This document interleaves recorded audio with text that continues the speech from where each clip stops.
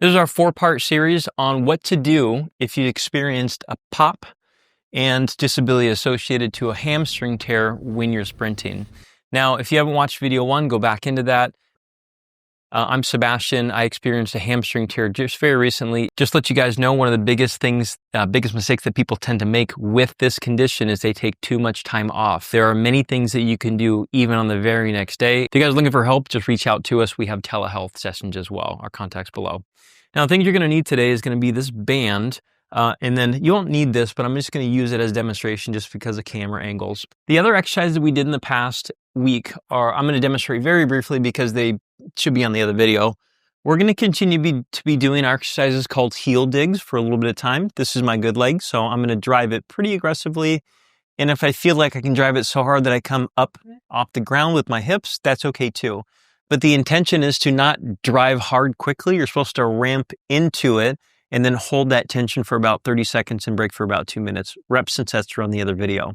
We also have something called our 3-month prone. Ooh, that one hurt. Our 3-month prone, which is here, here, here, and up. Now, some of you might say, well, I can go to my toes. You can, but usually it doesn't get the same effect. You can make it actually a lot harder here because we're trying to get belly wall priming in the front. But this week, we're going to do a slightly different exercise series to prime up the glutes.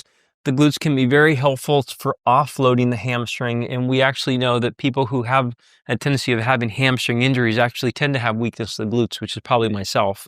Now, one of our favorite exercises here is called a diagonal sit. It can be very tinkering to do. I'll show you from a few different angles. Generally, the reps and sets are the same. It's going to be about 80% intensity, 10 seconds on, 3 seconds off. Once you get going with it, you just keep going. All right.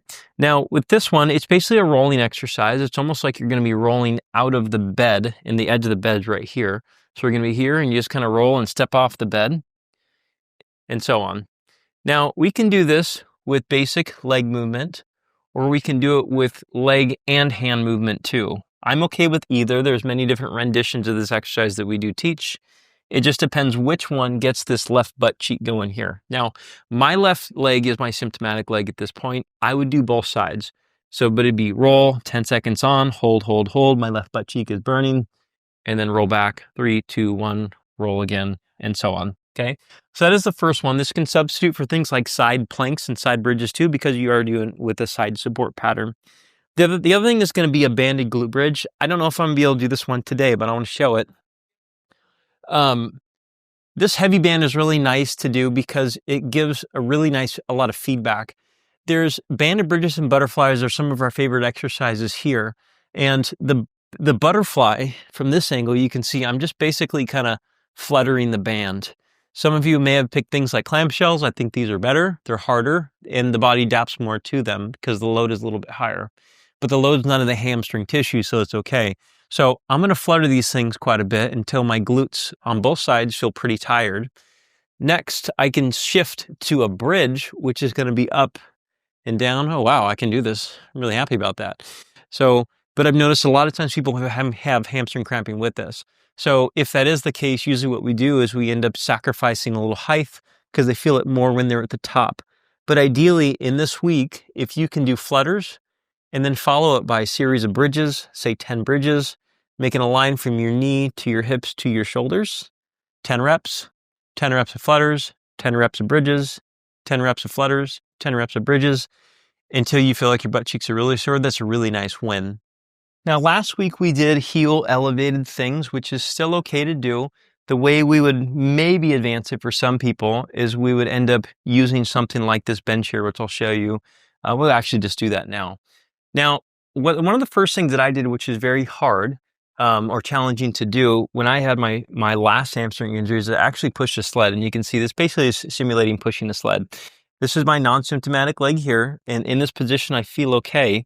And if I were to do my other leg, again, you can see heel is elevated, so I'm okay pushing. I'm actually slipping, I'm pushing hard enough, right?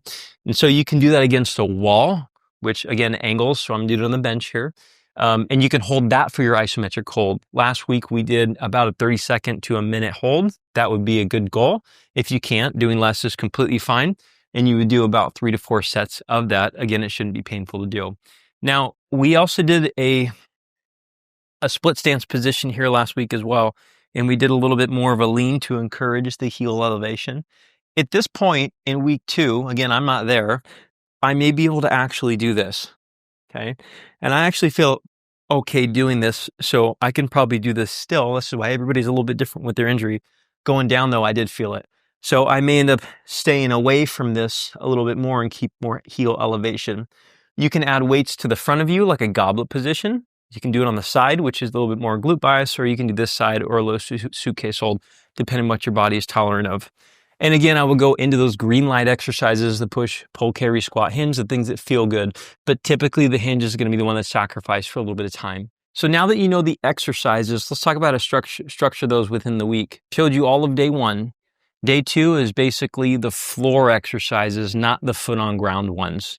So that's going to be the heel digs, the 3-month prone, the diagonal sit, and the banded bridges and flutters. Day 3, just like last week, is kind of our rest day, which is going to be heel digs in the same fashion that we did, as well as some walking and getting around out into the wilderness. And day 3 is going to be our rest day again, where we're doing heel digs and getting out and doing some walking to grease the hips up. Day 4 is the same of day 1 this week. Day 5 is the same as day 2 this week. Day 6 is the same as day 3. And I would personally take day 7 as a day of rest. Now, at this point, you may be wondering, when can I get back on the field? Obviously, this is not medical advice. I can tell you what I tend to suggest to the people that I see for this condition is I would prefer them be back on the field at a bare minimum of about a week. And that's not to say they're going to feel better, nor are they going to play, but we can do something like skill work. So I can swing a bat today. I did swing a bat yesterday. I have one in the corner over there. It felt completely fine, which means that I can probably do some hand-eye coordination, hit some balls. I can probably bunt some balls as long as the ball's not too low. And I can also throw a baseball. I'm almost confident of that because I could do it last time. Can I do things like fielding work and sprinting? Probably not. But making sure that you're back on the field sooner than later helps with your other skills, because we do know that people who rest too long and stay out of their sport too long, their skills degrade and they actually decondition the remainder of the body, which becomes a little bit of an issue. And we know that as we're starting to heal that section on the hamstring, that it starts to lay down scar tissue more in a haphazard fashion, and then they sometimes have excessive stiffness in that area, which is more of a lasting effect. So let's just mend that all right now. Now, if you guys are looking for help, just reach out to us. We have telehealth as well, as I mentioned before. We may come up with a free giveaway, which is going to just be in the description for this video. I'm not quite sure yet, but if it is live, then we'll put it down there. And subscribe for the remainder of the video series on our virtual surgery for hamstring tears.